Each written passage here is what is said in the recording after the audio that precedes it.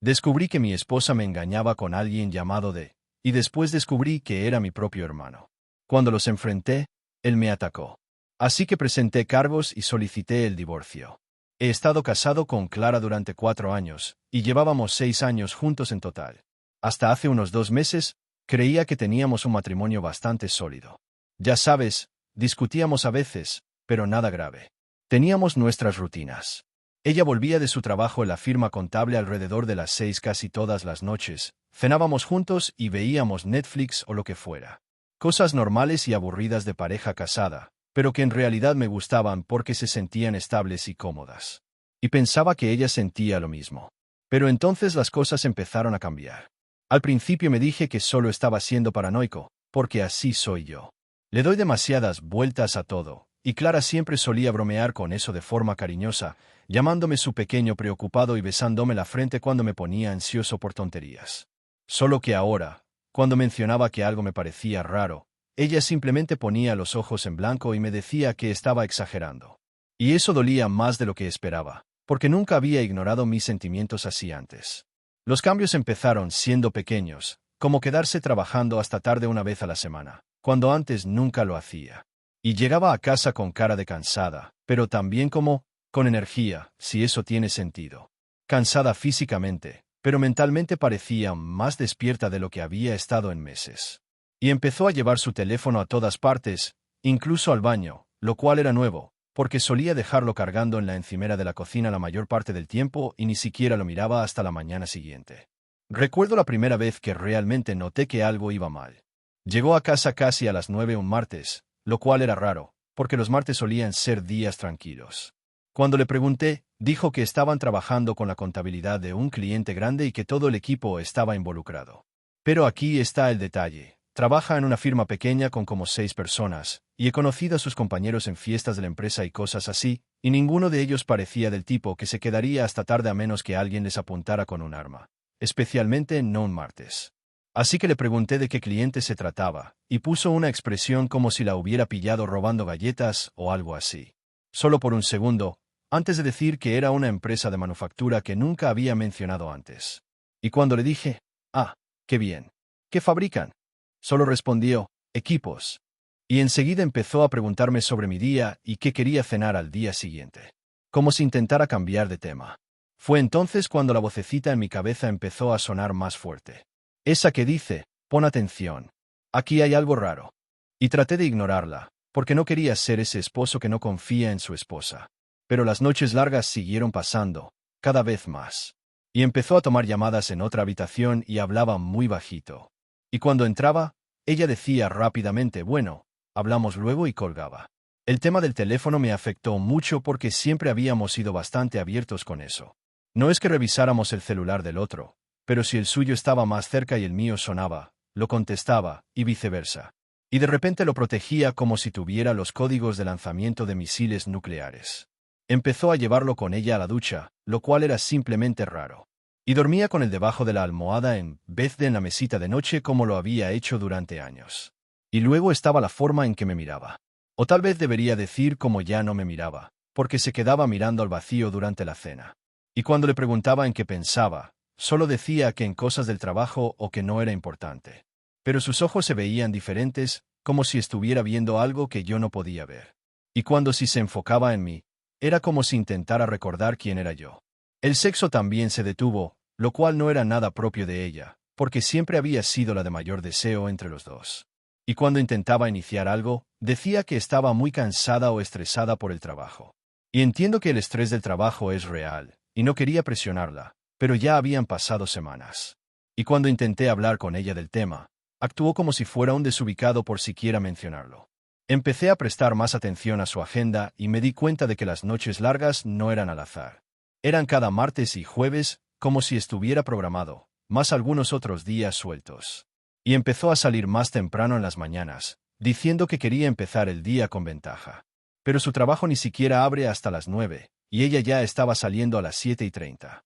Fue entonces cuando decidí pasar por su oficina un jueves por la tarde, como a las 7, solo para ver si de verdad había gente trabajando. Y adivina qué, el estacionamiento estaba completamente vacío, excepto por el coche del guardia de seguridad. Sin luces en el edificio. Nada. Así que o estaba mintiendo sobre trabajar hasta tarde, o toda su oficina había decidido trabajar en la oscuridad como si fueran vampiros contables. Me quedé sentado en mi coche como 20 minutos, tratando de decidir qué hacer con esa información. Y me sentía con náuseas, porque ahora sabía con certeza que me estaba mintiendo, pero no sabía qué estaba haciendo realmente. Y una parte de mí quería simplemente volver a casa y fingir que no había visto ese estacionamiento vacío. Pero no podía de saber lo que ya sabía. Cuando llegó a casa esa noche, como a las 9:30, le pregunté cómo había ido el trabajo. Y me dijo, ocupado como siempre, realmente agotador. Y yo solo asentí y dije, qué mal. Mientras mi corazón latía con fuerza porque me miraba directo a los ojos y me mentía sin siquiera parpadear. Y me di cuenta de que ya no sabía quién era esa persona. Esa persona que podía mentir con tanta facilidad a alguien que decía amar. A partir de ahí, empecé a verificar más sus historias. Como cuando decía que iba a almorzar con su compañera Daniela, y luego yo preguntaba casualmente más tarde, y me daba detalles que no coincidían. Decía que fueron a un restaurante italiano pero luego mencionaba que comieron sushi. O decía que Daniela estaba estresada por su divorcio, pero la última vez que habló de ella, estaba felizmente casada. El punto de quiebre llegó cuando encontré el celular alternativo. Y todavía no sé si quería que lo encontrara o si simplemente fue descuidada. Era una noche de martes y volvió a casa tarde otra vez con esa misma cara de cansancio combinado con energía. Y se fue directo a la ducha como siempre después de esas noches largas. Dejó su bolso en la encimera de la cocina y su celular principal estaba cargando en la mesa. Y algo me impulsó a revisar su bolso, aunque nunca lo había hecho en toda nuestra relación. Y ahí estaba, un teléfono barato, metido en un bolsillo lateral. Y mis manos temblaban mientras lo abría y veía docenas de mensajes de texto. El contacto estaba guardado simplemente como de. Pero al leer los mensajes, mi mundo se derrumbó ahí, mismo en la cocina mientras escuchaba el agua de la ducha corriendo arriba. Los mensajes eran definitivamente sexuales. Hablaban de verse, de cómo no podían esperar para volver a estar juntos, de lo increíble que había sido la noche anterior y de cómo deseaban tener más tiempo juntos. También había mensajes sobre tener cuidado, de no ser descubiertos. Y seguí leyendo, viendo estas conversaciones entre mi esposa y quien fuera de. Pero lo que realmente me enfermó fueron los mensajes que mencionaban cosas de nuestra casa. Como de diciendo que amaba la vista desde nuestra ventana del dormitorio y lo cómodo que era nuestro sofá. Así que esa persona había estado en mi casa. En mi cama. Probablemente mientras yo estaba en el trabajo o fuera. Y claro, los había traído aquí. Y se habían estado riendo de eso juntos. Le tomé fotos a algunos mensajes con mi propio teléfono porque sabía que lo negaría si la enfrentaba sin pruebas. Luego escondí el teléfono alternativo en algún lugar de la casa y me senté en la mesa tratando de procesar todo. La ducha seguía corriendo y la escuchaba cantar como si estuviera feliz. Y me daban ganas de vomitar. Cuando bajó con su bata y la toalla en el cabello, me besó la cabeza como si nada, y preguntó si quería ver una película. Y solo la miré y dije, tenemos que hablar. Y todo su cuerpo se tensó, como si supiera exactamente de qué se trataba. Le dije que encontré el teléfono y sabía que me estaba engañando. Y que quería saber quién era de y cuánto tiempo llevaba eso. Y en vez de negarlo, llorar o disculparse, como pensé que haría, puso una expresión fría y dijo que no era lo que yo creía, que estaba sacando conclusiones apresuradas. Entonces le mostré las fotos de los mensajes y su cara se puso pálida. Pero en lugar de sentirse avergonzada, se enojó. Empezó a gritarme por revisar sus cosas personales y violar su privacidad. Y yo sentado ahí pensando, ¿en serio estás enojada conmigo por descubrir que me engañas, como si el que hizo algo mal fuera yo? Decía que yo no lo entendería, que no era tan simple, que había cosas sobre nuestro matrimonio que yo no veía. Le pregunté qué se suponía que significaba eso, porque yo pensaba que todo estaba bien hasta que ella empezó a esconder cosas. Y ella dijo que era ingenuo si pensaba que nuestro matrimonio era feliz. Que llevaba mucho tiempo siendo infeliz, pero no sabía cómo decírmelo. Pero lo que realmente me enojó fue como lo dijo, como si eso justificara lo que hacía. Como si estar infeliz le diera derecho a engañar, en lugar de hablar conmigo, buscar terapia o simplemente dejarme si estaba tan miserable. Y cuando le dije eso, solo puso los ojos en blanco y dijo que igual no la habría escuchado, lo que me enfureció aún más porque ni siquiera lo intentó. Le pregunté otra vez quién era y dijo que no importaba, que ya había terminado. Pero yo sabía que mentía porque algunos mensajes eran de ese mismo día. Le dije que quería que llamara a esa persona ahora mismo y terminara frente a mí. Y fue ahí cuando realmente explotó. gritándome que yo era controlador, que se sentía asfixiada en este matrimonio. Y yo pensando, ok, si te sientes asfixiada, ¿por qué no te fuiste? Porque mentiste, engañaste y metiste a alguien más en nuestra casa. Pero en vez de decir eso, solo le pregunté si quería el divorcio, porque no iba a seguir casado con alguien que me engañaba y me mentía. Ella dijo que tal vez sería lo mejor. Luego agarró el teléfono alternativo y subió las escaleras. Y pude escucharla hablando con alguien, pero no entendía las palabras. Y yo solo estaba ahí, pensando en cómo mi matrimonio estaba terminando, ni en que tendría que contarlo, lidiar con abogados, dividir nuestras cosas. Y me sentía vacío, más que nada.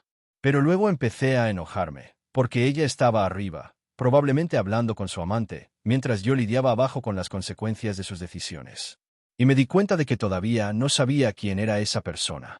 Y por alguna razón eso me estaba volviendo loco, porque sentía que tenía derecho a saber quién había ayudado a destruir mi matrimonio. Lo curioso es que llevaba semanas con una sensación extraña, como si todo esto ya lo hubiera vivido antes. Había señales que me resultaban familiares, pero no lograba ubicarlas. Algunos de los mensajes que leí mencionaban cosas demasiado específicas sobre mí, como si esa persona me conociera, o supiera cosas que solo alguien muy cercano podría saber. Era perturbador.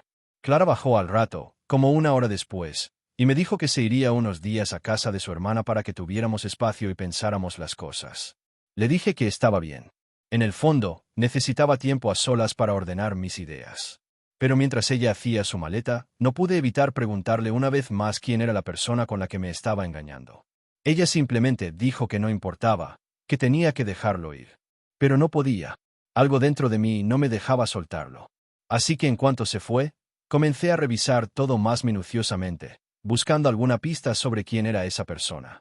Revisé los estados de cuenta de nuestras tarjetas de crédito y encontré cargos en restaurantes en fechas en las que supuestamente Clara había trabajado hasta tarde.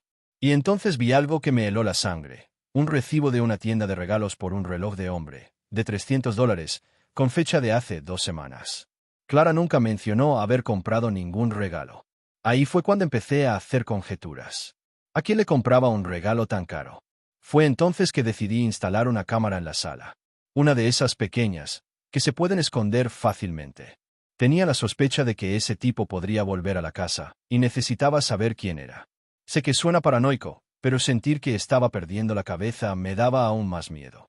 Necesitaba pruebas. Necesitaba recuperar el control de lo que pasaba en mi propia casa. No tuve que esperar mucho.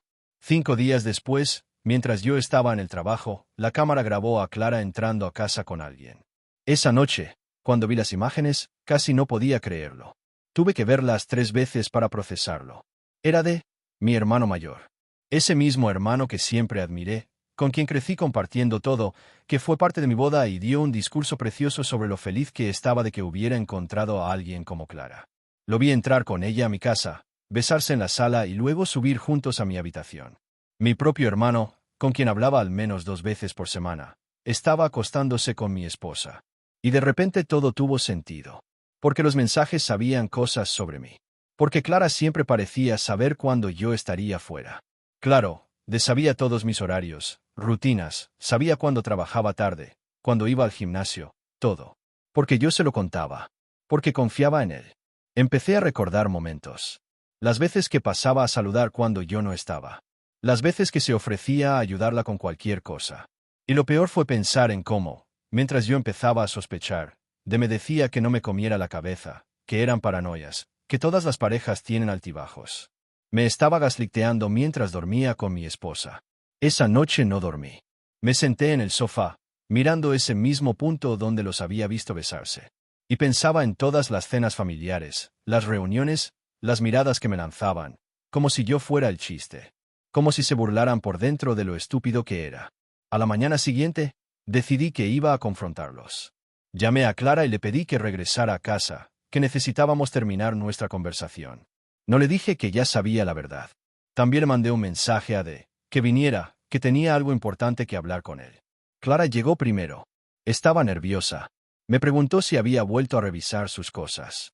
Le dije que no hacía falta, que ya sabía quién era M. Que quería que me lo dijera ella. Me miró con esa frialdad que ya se había vuelto su nueva cara, y me dijo que no iba a jugar mis juegos. Entonces entró Nunca voy a olvidar su expresión al vernos ahí, juntos. Intentó actuar como si no pasara nada, preguntando si todo estaba bien, pero en sus ojos se le notaba el miedo. Los miré a ambos, de pie en mi sala, y les dije, sé que están durmiendo juntos. Tengo pruebas. Y quiero que lo admitan o que se larguen de mi casa ya. Clara abrió la boca, pero me interrumpió. Dijo, deberíamos calmarnos y hablar esto como adultos.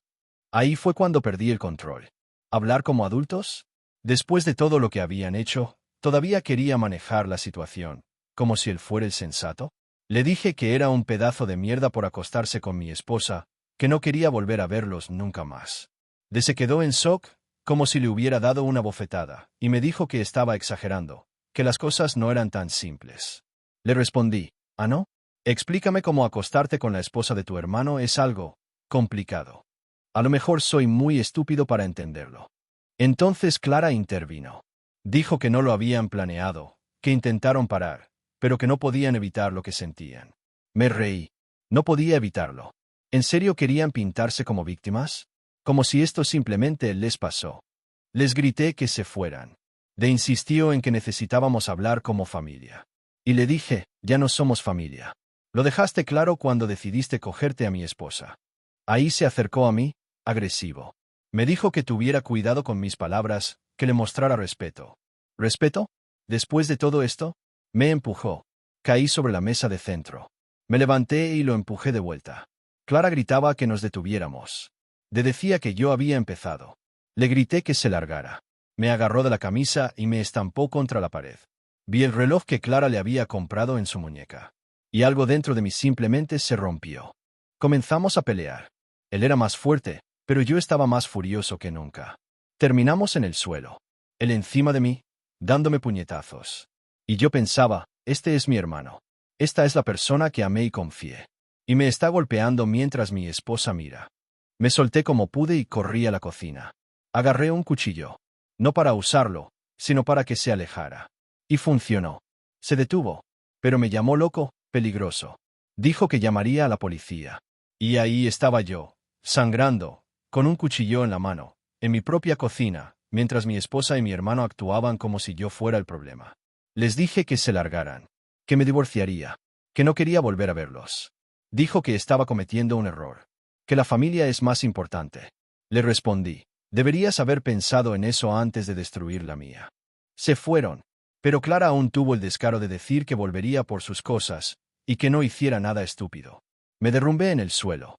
Lloré, porque mi matrimonio se había acabado, porque perdí a mi hermano, porque sentí que toda mi vida había sido una mentira. Y luego recordé que todo había quedado grabado. Incluso la agresión. Decidí que iba a presentar cargos. No porque quisiera venganza, sino porque necesitaba justicia. Porque no podía dejar que todo eso quedara impune. Cuando le conté a mis padres, me dijeron que estaba siendo rencoroso, que debía perdonar, que éramos una familia. Pero no quiero perdonar. No puedo. Esto no fue un error. Fue una traición consciente. Presenté cargos contra de por agresión. También inicié el divorcio. Le dije a Clara que podía recoger sus cosas, pero que no quería verla nunca más. Ahora mi familia está furiosa conmigo. Me dicen que soy yo el que está rompiendo la familia por algo que se puede arreglar. Que debería dejarlo pasar. Que busquemos terapia. Pero yo no quiero sentarme a hablar con personas que me destruyeron. ¿Estoy siendo un cabrón por no dejarlo pasar y por llevar esto hasta las últimas consecuencias? Todo el mundo a mi alrededor dice que sí. Pero hay una parte de mí que sabe que esto no es perdonable. Que merezco más que sonreír y fingir que no pasó nada. Que esto no fue solo una crisis familiar. Fue una traición brutal, profunda, que cambió mi vida para siempre.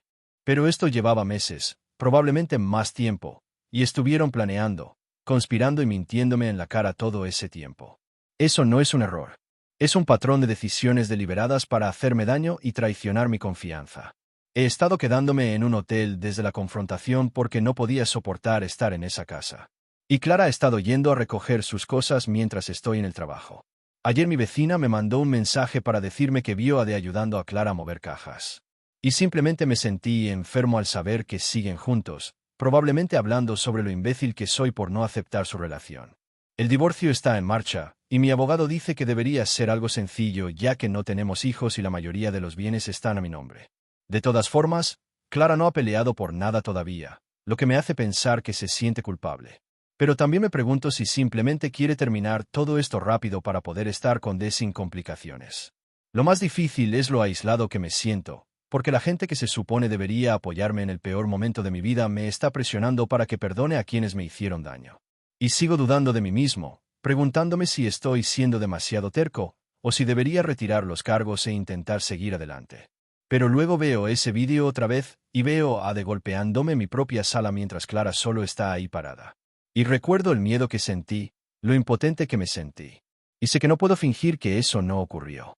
Pudo haberme matado si me golpeaba de otra forma, y no se detuvo hasta que agarré el cuchillo, lo que significa que habría seguido si no me defendía. Algunas personas en los comentarios preguntaron por el teléfono desechable y qué pasó con eso. Lo entregué a mi abogado como evidencia para el divorcio. Mi abogado dijo que algunos de los mensajes podían considerarse evidencia de alienación de afecto, lo cual podría ayudar en mi caso, pero honestamente ni siquiera quiero leerlos porque creo que solo duelen más. También descubrí que De ha estado contando su versión a otras personas, diciendo que yo lo ataqué primero y que solo se estaba defendiendo. Pero el vídeo muestra claramente que él me empujó primero, luego se subió encima de mí y me golpeó repetidamente. Así que no sé cómo cree que eso va a funcionar en la corte. Lo que realmente me trastorna es lo normal que ambos actuaban conmigo mientras esto pasaba. Como que De vino a mi cena de cumpleaños hace 2 meses y me dio una tarjeta diciendo lo feliz que estaba de tenerme como hermano. Y todo ese tiempo se acostaba con mi esposa. Y Clara planeó nuestra cena de aniversario, actuó romántica y amorosa, y luego fue a ver a De al día siguiente. Mi primo también me llamó y me dijo que se enteró de todo por el chisme familiar. Y me dijo que siempre pensó que había algo raro entre Clara y De, pero no quiso decir nada porque no estaba seguro. Y yo como, gracias por cuidar de mí, bro. Agradezco mucho que te quedaras callado mientras yo hacía el ridículo. La fecha del juicio es en 3 semanas, y mi abogado dice que estamos bien preparados, pero estoy nervioso de ver a De otra vez y tener que revivir todo esto frente a un juez. Una parte de mí solo quiere terminar ya, pero otra parte quiere que le enfrente consecuencias reales por lo que hizo, no solo una palmada en la muñeca. He estado yendo a terapia para lidiar con todo esto, y mi terapeuta dice que lo que estoy experimentando es normal dado el nivel de traición. Dijo que es común que las familias presionen a las víctimas para que perdonen y sigan adelante porque es más fácil para ellos que enfrentar la realidad de lo que pasó, pero que eso no significa que yo tenga que ceder. También dijo que el hecho de que De haya escalado hasta la violencia física muestra que esto no es solo una infidelidad, sino alguien que está dispuesto a hacerme daño para proteger su secreto. Y cuando lo veo así, me siento más seguro de que estoy haciendo lo correcto al presentar cargos. Sé que esta actualización está un poco por todos lados, pero mi cabeza sigue girando por todo lo que ha pasado. Solo quería que supieran que sigo en pie y que no voy a dar marcha atrás, aunque sienta que el mundo entero está en mi contra ahora mismo. El apoyo de desconocidos aquí ha significado más de lo que imaginan, porque me ha ayudado a darme cuenta de que no estoy loco y que merezco algo mejor de lo que mi familia está tratando de imponerme. Así que gracias por eso. Actualizaré de nuevo después del juicio para contarles cómo fue todo. Actualización 2. Bueno, la audiencia fue ayer y todavía estoy procesando todo lo que pasó. Pero quería actualizarles porque muchos han estado siguiendo esta maldita telenovela y mostrando apoyo. Alerta de spoiler, no salió como mi familia esperaba, y ahora están más enojados conmigo que nunca. Primero, De se presentó con un abogado, lo cual no esperaba porque había estado actuando como si esto no fuera nada y que yo iba a retirar los cargos antes de que llegara a juicio. Pero aparentemente, cuando se dio cuenta de que iba en serio, decidió que necesitaba ayuda profesional. Lo cual probablemente significa que finalmente vio el vídeo que su abogado pidió y se dio cuenta de lo mal que se veía. Su abogado trató de argumentar que era una pelea familiar que se salió de control y que De se estaba defendiendo después de que yo lo empujé primero. Pero el vídeo muestra bastante claro que él escaló las cosas y que fue el agresor la mayor parte del tiempo. Literalmente se lo ve encima de mí, golpeándome repetidamente mientras yo intento zafarme, y el audio recoge frases como «esto es lo que te mereces», lo cual no suena precisamente a defensa propia. La fiscal fue muy buena y fue repasando el vídeo paso a paso, señalando cada momento en el que De pudo haber desescalado o haberse ido, pero eligió seguir con la violencia. También mencionó que él es significativamente más grande que yo, y que las lesiones que sufrí coinciden con alguien que fue golpeado por una persona más fuerte, no con una pelea mutua entre iguales. El abogado de De también trató de mencionar la infidelidad como si eso justificara lo ocurrido, argumentando que yo estaba emocionalmente inestable y que De intentaba calmarme cuando todo se volvió físico. Pero el juez cortó eso enseguida, diciendo que la infidelidad no es un crimen, pero la agresión sí lo es, y que mi estado emocional no le daba derecho a ponerme las manos encima.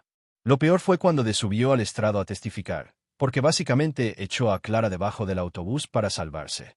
Afirmó que ella lo había perseguido y que él intentó resistirse pero que ella seguía insistiendo. Y que se sentía terrible por traicionarme pero que no sabía cómo manejar la situación. Y luego tuvo el descaro de decir que había ido a mi casa ese día para confesar todo y terminar el asunto, pero que yo los confronté antes de que pudiera explicarse, y que fui amenazante e irrazonable. Lo cual es una completa mentira, porque tengo mensajes del teléfono desechable de Clara que muestran que planeaban verse esa misma semana. Así que claramente no estaban planeando terminar nada. Pero lo que más me afectó fue cuando empezó a llorar en el estrado diciendo que lo sentía mucho y que nunca quiso que esto se fuera de las manos. Y por un momento me dio lástima, porque es mi hermano y nunca lo había visto llorar antes.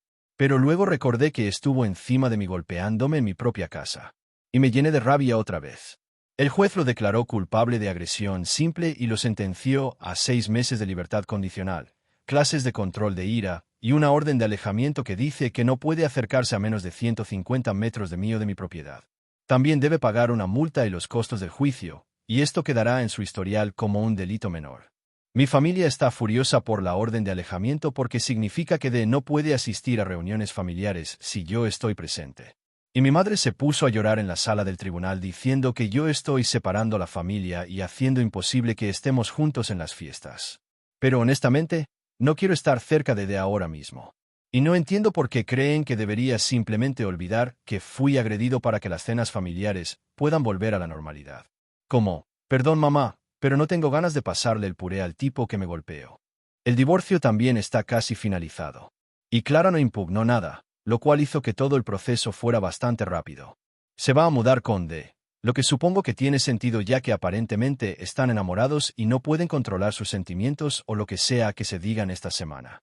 Trató de hablar conmigo afuera del juzgado, diciendo que sabía que probablemente la odiaba pero que esperaba que algún día pudiera entender que nunca quiso hacerme daño. Y solo la miré y le dije, te pasaste meses mintiéndome en la cara y trayendo a mi hermano a nuestra cama. ¿Cómo esperabas que terminara eso? Se puso a llorar y dijo que sabía que lo había manejado mal, pero que de verdad amaba a y que estaban tratando de construir una vida juntos. Y yo pensando, genial, me alegra tanto por ustedes. Gracias por destruir mi vida para que puedan ser felices juntos. Lo que más me mata es que todos hablan de y Clara como si fueran una historia de amor trágica, como si fueran Romeo y Julieta, en lugar de dos personas que decidieron engañar, mentir y traicionar en vez de actuar como adultos. Y cuando señalo que podrían haberme dicho que sentían algo el uno por el otro antes de que pasara nada, todos actúan como si yo fuera ingenuo sobre cómo funciona el amor. Pero yo he estado enamorado antes. Me enamoré de Clara, y no lo manejé mintiendo, engañando y traicionando a otra persona. Terminé con mi exnovia y luego fui detrás de Clara honestamente, como una persona decente, porque eso es lo que haces cuando tienes sentimientos por alguien que no está disponible. Mi papá me llamó anoche y dijo que tenía que pensar en lo que era mejor para la familia en su conjunto, no solo en mis sentimientos heridos, y que guardar rencor solo iba a hacer infelices a todos. Y le dije, papá, no estoy guardando rencor. Estoy haciendo responsables a las personas por sus acciones, y hay una diferencia, aunque tú no la veas. Dijo que ya aprendió su lección y que la familia necesita sanar. Pero, ¿cómo se supone que la familia sane cuando nadie quiere reconocer lo que realmente pasó? Todos siguen hablando de perdón y de seguir adelante, pero nadie ha pedido perdón por las cosas correctas ni ha demostrado entender por qué lo que hicieron estuvo tan jodido. He estado pensando mucho en lo que mi terapeuta dijo sobre los límites y el respeto propio. Y me doy cuenta de que si simplemente dejo pasar esto y finjo que todo está bien, básicamente les estoy diciendo a todos que pueden tratarme como quieran mientras lloren después. Y no puedo vivir así, siempre preguntándome quién me está mintiendo o qué secretos esconden. Lo más difícil es que realmente amaba a Ade. Era uno de mis mejores amigos y lo admiré toda mi vida. Y perder esa relación duele casi tanto como perder mi matrimonio. Pero no puedo separar a la persona que creía que era del que fue capaz de hacer lo que hizo. Y no sé cómo superar eso. Algunas personas me han preguntado si me arrepiento de haber presentado cargos o si desearía haber manejado las cosas de otra manera. Y honestamente, no lo sé. Una parte de mí desearía que nada de esto hubiera pasado y que pudiéramos volver a como era todo antes. Pero otra parte de mí sabe que lo de antes estaba construido sobre mentiras. Al menos ahora sé la verdad sobre quiénes son estas personas realmente y puedo tomar decisiones basadas en la realidad en lugar de en una fantasía donde mi esposa me amaba y mi hermano me protegía. Es horrible que la verdad sea tan fea, pero prefiero saberla a pasar el resto de mi vida siendo un tonto. Estoy planeando mudarme a otra ciudad el mes que viene para empezar de nuevo, en un lugar donde ninguno de ellos sepa dónde estoy y donde pueda construir una vida que no esté llena de estos fantasmas. También recibí una oferta de trabajo de una empresa con la que hice una entrevista y pagan mejor que lo que gano ahora. Así que al menos algo bueno está saliendo de todo este desastre. El contrato de alquiler se termina a fin de mes y no puedo costear el pago de la casa sin el ingreso de Clara. Así que tiene sentido empezar desde cero en otro lugar. En realidad, estoy un poco emocionado, aunque eso signifique dejar atrás todo lo familiar. Tal vez eso es justo lo que necesito ahora. Sé que mi familia cree que estoy huyendo, pero yo siento que estoy corriendo hacia algo mejor. Una vida donde la gente no me miente ni me traiciona y luego espera que les agradezca por sus disculpas. Y si eso me convierte en el malo de su historia, supongo que puedo vivir con eso.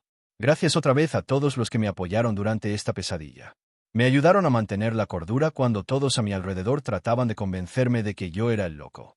Probablemente publique una última actualización cuando esté instalado en mi nuevo lugar. Pero por ahora, solo me estoy concentrando en dar un paso a la vez y atravesar cada día. Última actualización. Ya llevo unas 3 semanas en mi nueva ciudad y pensé que les debía una última actualización, ya que muchos han estado siguiendo este desastre desde el principio. Pasaron muchas cosas desde la última vez. Algunas buenas, otras completamente insólitas. Todavía estoy procesando todo. Primero, las buenas noticias. Me encanta mi nuevo trabajo y mi nuevo departamento, y estar lejos de todo el drama familiar ha sido exactamente lo que necesitaba. Ahora puedo dormir sin tener pesadillas con el momento en que encontré el celular o con de golpeándome. Empiezo a sentirme como yo mismo otra vez, en lugar de ser solo esa persona herida y enojada que no podía pensar en otra cosa. La ciudad también está muy bien. Es más grande que donde vivía antes y hay cosas que hacer. Conocí a algunas personas en el trabajo que parecen buena onda. Es extraño estar en un lugar donde nadie conoce mi historia ni me mira con lástima o juicio. Y me doy cuenta de cuánto necesitaba ese nuevo comienzo. Pero lo realmente loco pasó hace 2 semanas, cuando apareció en el edificio de mi departamento.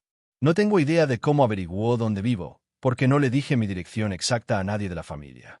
Pero ahí estaba, parado en el vestíbulo cuando llegué del trabajo, con cara de haber estado esperando un buen rato. Al principio pensé en llamar a la policía por la orden de alejamiento, pero como estamos en otro estado, no sabía si aplicaba. Y, sinceramente, tenía curiosidad por saber qué podía tener que decirme que valiera la pena conducir tantas horas. Se veía terrible. Y apenas me vio, empezó a hablar rapidísimo, diciendo lo mucho que lo lamentaba, que había cometido el mayor error de su vida, que necesitaba que lo perdonara para poder seguir adelante. Y yo me quedé ahí, escuchándolo hablar sin parar sobre lo culpable que se sentía, cuánto extrañaba nuestra relación y que haría cualquier cosa para arreglar las cosas entre nosotros. Pero todo el tiempo que hablaba, yo solo esperaba que dijera algo que demostrara que realmente entendía lo que había hecho. No solo que lamentaba haberme herido, sino que entendía por qué lo que hizo estuvo tan mal. Pero nunca lo hizo. Solo repetía que lo sentía, que me quería, que la familia era lo más importante. Cuando le pregunté si todavía estaba con Clara, dijo que sí, pero que eso no tenía nada que ver, que esto era entre nosotros, como hermanos. Le dije que entre nosotros ya no había ninguna relación, que él mismo la destruyó cuando decidió acostarse con mi esposa. Se frustró y dijo que yo estaba siendo terco, que me aferraba a un enojo que solo me estaba haciendo daño. Dijo que Clara estaba miserable por sentirse culpable por separarnos, que ambos estaban en terapia trabajando en sus problemas, y que todos seríamos más felices si yo simplemente pudiera perdonarlos y seguir adelante. Y fue ahí cuando entendí que, incluso después de todo lo que pasó, después del juicio, la orden de alejamiento y yo mudándome al otro lado del país para alejarme de ellos, él todavía no entendía lo que realmente me hizo. Pensaba que esto se trataba de celos o de sentimientos heridos, no de la destrucción total de mi confianza ni de la violación de todo lo que creía sobre las personas más cercanas a mí. Le dije que no me importaba si Clara se sentía culpable ni si estaban en terapia, porque nada de eso cambiaba lo que me hicieron y me daba razones para creer que ahora eran personas distintas. Le dije que aparecerse en mi departamento después de que me mudé para escapar de toda esta mierda era otro ejemplo más de que no respetaba mis límites ni le importaban mis necesidades. Entonces empezó a enojarse. Dijo que yo estaba exagerando, que no podía cortar con toda la familia por un error. Y yo le respondí, ¿un error? Tuviste una aventura con mi esposa durante meses. Me mentiste en la cara. Me hiciste pensar que estaba perdiendo la cabeza cuando empecé a notar cosas. Y me golpeaste cuando te enfrenté. Eso no es un error. Es una serie de decisiones para herirme y traicionar mi confianza. Dijo que estaba tergiversando las cosas y haciéndolas ver peor de lo que eran. Que si realmente me importaba la familia, encontraría una forma de superar esto en vez de huir como un niño. Y ahí fue cuando le dije que se largara de mi edificio y que no volviera a contactarme, porque ya no iba a seguir escuchándolo minimizar lo que hizo y echarme la culpa por no superarlo lo suficientemente rápido. Se fue, pero antes de irse, me dijo que me iba a arrepentir de cortar lazos con todos, y que algún día iba a entender que la familia era lo único que importaba. Y lo vi alejarse pensando, si esto es lo que significa familia, entonces tal vez estoy mejor sin ella. Al día siguiente me llamó mi madre, llorando, diciendo que le contó todo sobre nuestra conversación y que no podía creer que yo hubiera sido tan cruel cuando le estaba intentando arreglar las cosas. Le dije, mamá, violó una orden de alejamiento para aparecerse en mi casa sin invitación, y encima se enojó porque no lo recibí con los brazos abiertos. ¿Eso te parece arreglar las cosas? Ella dijo que la orden era solo un trámite legal, que no debería aplicarse a miembros de la familia que se aman y quieren reconciliarse. Y tuve que explicarle a mi propia madre que las órdenes de alejamiento existen precisamente para proteger a las personas de familiares que no respetan sus límites. Que de apareciendo en mi hogar era exactamente el tipo de conducta que esa orden buscaba prevenir. Pero ella seguía diciendo que yo estaba siendo demasiado duro, que de también estaba sufriendo y que tenía que pensar en el perdón y en sanar en vez de castigar y buscar venganza. Y estoy tan cansado de tener esta conversación una y otra vez con gente que se niega a entender que esto no se trata de venganza. Se trata de protegerme de personas que ya demostraron que no pueden ser confiables. Al final tuve que bloquear la mayoría de los números de mi familia, porque no paraban de llamarme y mandarme mensajes tratando de hacerme sentir culpable por no reconciliarme con Clara y de. Y es triste, porque extraño a algunos, como mi hermana y mis primos, que no hicieron nada malo. Pero están tan obsesionados con mantener unida a la familia que no ven lo tóxica que se volvió toda esta situación. Mi terapeuta, con quien sigo hablando por videollamada, me dijo que esto es bastante común en familias donde ocurre una traición tan grande. Que todos quieren que las cosas vuelvan a la normalidad tan desesperadamente que presionan a la víctima para que perdone y olvide, en lugar de enfrentar los verdaderos problemas. Me dijo, el hecho de que, te haya rastreado después de mudarte muestra que le importa más calmar su propia culpa que respetar tu necesidad de espacio. Sé que algunos pensarán que estoy siendo demasiado extremo por cortar la relación con mi familia, pero no puedo seguir discutiendo con personas que piensan que debería simplemente superar haber sido traicionado y agredido, solo porque es incómodo para ellos lidiar con las consecuencias. Tal vez algún día las cosas cambien. Pero por ahora, soy más feliz de lo que he sido en meses y no voy a disculparme por elegir mi tranquilidad por sobre la comodidad de los demás. Pasé demasiados años poniendo las necesidades de los demás por encima de las mías, y mira cómo terminé. Así que así están las cosas. Estoy viviendo mi vida bajo mis propios términos y sin mirar atrás. Y por primera vez desde que empezó esta pesadilla, me siento esperanzado sobre el futuro. Gracias a todos los que me apoyaron en este desastre. Me ayudaron a mantenerme firme cuando todos los demás intentaban convencerme de que estaba equivocado por defenderme.